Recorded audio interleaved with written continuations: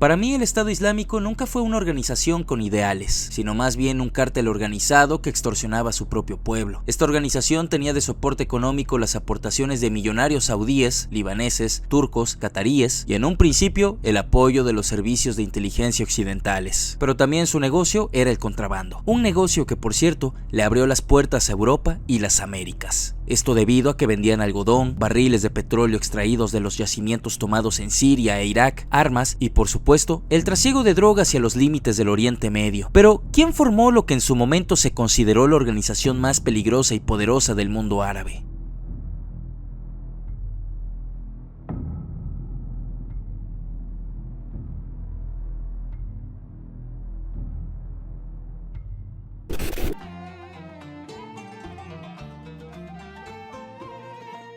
Ibrahim Awad al-Samarrai, él fue quien fundó el Estado Islámico de Irak y el Levante, pero sus seguidores, la gente y los medios de comunicación lo conocería como Abu Bakr al-Baghdadi. Se cree que al-Baghdadi nació en Samarra, Irak, el 28 de julio de 1971, y él afirmaba que descendía de la tribu Quraysh y por lo tanto de Mahoma. En base a su breve biografía semi-autorizada, escrita por Abid Humam al-Atari, su abuelo, Haji Ibrahim Ali al-Badri, aparentemente vivió hasta los 94 años y fue testigo de la ocupación estadounidense de Irak. Su padre, Sheikh Awad, era activo en la vida religiosa de la comunidad. Awad enseñó al adolescente Baghdadi y tuvo su propio comienzo como maestro, guiando a los niños en un vecindario a cantar el Corán. Se decía que tanto su padre como su abuelo eran granjeros. Su madre, cuyo nombre no se conoce, fue descrita como una persona amante de la religión y fue notable en su comunidad. Uno de los tíos de Baghdadi sirvió en el periodo de gobierno de Saddam Hussein como parte de su seguridad, y uno de sus hermanos se convirtió en oficial del ejército iraquí. Tuvo otro hermano que se piensa murió durante la guerra Irán e Irak, o la guerra del Golfo mientras servía en el ejército iraquí. Baghdadi fue descrito como extremadamente conservador y religioso,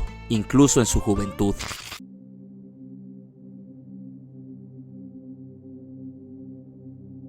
Los detalles de la vida de Baghdadi siguen siendo inciertos o desconocidos. Las anécdotas hechas públicas por el Estado Islámico pintan una imagen de autoridad religiosa y piedad. La realidad fue todo lo contrario, llegando a legalizar la poligamia y la esclavitud, permitiendo abusos, violaciones y todo tipo de cruentos actos sobre las mujeres. El Estado Islámico no fue y nunca será el verdadero Islam. Esta organización solo es un cártel más. Baghdadi lo sabía. El padrino del califato estuvo muy influenciado por los escritos del erudito yihadista egipcio Sayyid Qutb, pero la visión de crear un califato llegó cuando fue arrestado por las fuerzas estadounidenses en Irak, en febrero de 2004. Baghdadi fue llevado a los centros de detención de Abu Ghraib y Camp Bucca. Fue ahí donde conoció a los más peligrosos extremistas de la zona y se radicalizó. Al-Baghdadi se unió al grupo Hamad Jaish al-Sunnah y más tarde ese grupo se afiliaría al llamado Al-Mujahideen Shura Council en 2006, en el que se desempeñó como miembro del Comité de la Sharia. Más tarde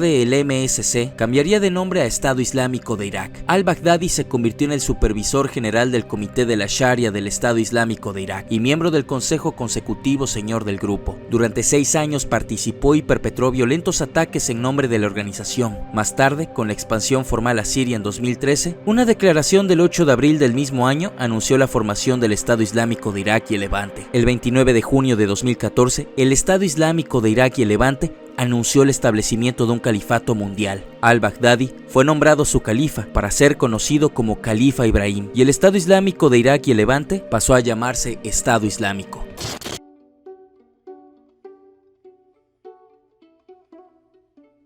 Al igual que otros extremistas magnéticos, Al-Baghdadi aprendió a través de una carrera de altibajos, marcada por derrotas y victorias en prisiones y palacios. No creó la anarquía en Medio Oriente, ni inventó internet, pero se aprovechó de ambos para sus propósitos. Asimismo, aprovecha su propia biografía, miembro de una tribu iraquí que afirma ser descendiente lineal del profeta Mahoma. Al-Baghdadi convirtió una temprana afinidad por la recitación coránica en una grandiosa afirmación de ser el califa o líder teocrático apto para gobernar un imperio islámico. En el camino, levantó poderosos enemigos, uno de ellos Rusia, que intensificó sus ataques en 2015 contra las fuerzas de ISIS después de bombardear un avión con destino a San Petersburgo, el 31 de octubre de ese mismo año, que mató a 224 personas a bordo. El resto de 2015 fue una marea roja de terrorismo de ISIS. En enero, un grupo vinculado a la organización atacó un hotel en Trípoli, Libia. Al menos 9 personas murieron. En marzo, ISIS atribuyó la responsabilidad de un ataque al Museo Nacional en Túnez que mató a 22 personas, en su mayoría turistas europeos. En junio, un ataque en un balneario tunecino mató a 38 personas. A mediados del año, ISIS había matado a más de 450 civiles fuera de Irak y Siria. Dentro de esos países colapsados, las fortunas de al-Baghdadi subieron y bajaron mientras luchaba contra otros extremistas,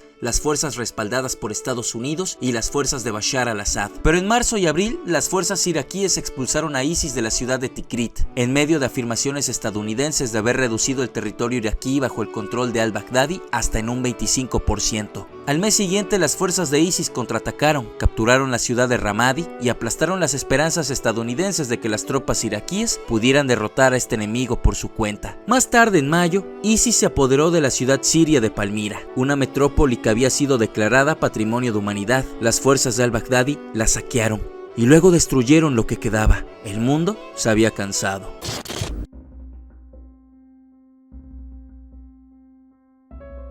Mientras los musulmanes de todo el mundo rechazan el llamado de al-Baghdadi, Obama y otros líderes mundiales han prometido atacar el territorio de ISIS de manera más agresiva desde el aire y en tierra. En 2015, Sayyaf fue detenida por agentes de la CIA y soldados estadounidenses que mataron a un alto oficial de logística de ISIS. Durante un interrogatorio en 2006, Sayyaf reconoció que dirigió la operación que convirtió a las mujeres y niñas capturadas en esclavas sexuales para los soldados de ISIS. También reveló que la trabajadora humanitaria estadounidense Kayla Mueller, que había sido cautiva en Siria en agosto de 2013, era la esclava personal de al-Baghdadi, a quien violó y torturó antes de su muerte a principios de 2015, según miembros de la familia de Mueller que fueron informados por el FBI. En su apogeo en enero de 2015, ISIS cubrió un área en Siria e Irak aproximadamente equivalente al tamaño de Reino Unido y atrajo a 40.000 combatientes extranjeros a su causa. El grupo también causó repulsión mundial con la decapitación de rehenes de países como Estados Unidos, Gran Bretaña y Japón. Estados Unidos ofreció una recompensa de $25 millones por la captura de al-Baghdadi, la misma cantidad que había ofrecido por el líder de Al-Qaeda, Osama Bin Laden. El 27 de octubre de 2019, la Fuerza Delta del Comando de Operaciones Especiales Conjuntas de Estados Unidos, junto con soldados del 160 Regimiento de Aviación de Operaciones Especiales, realizó una incursión a través de la provincia siria de Idlib para capturar a al-Baghdadi. El presidente de ese entonces de los Estados Unidos, Donald Trump, y sus funcionarios declararon que Baghdadi fue perseguido y finalmente acorralado en un túnel para autodetonarse un chaleco suicida, matando a 3 niños pequeños que se piensa eran sus hijos. Y este fue un video más en su canal Gabs Lifestyle. Nos vemos el próximo jueves y disculpen la ausencia. Lo que pasa es que he tenido unos días bastante duros entre la vida laboral y esto que amo tanto. Así que denme chance, van a regresar los jueves de video. Empezamos con este. Y pues nada, disculpen, saben que los quiero mucho y nos vemos el próximo jueves sin falta. Hasta luego.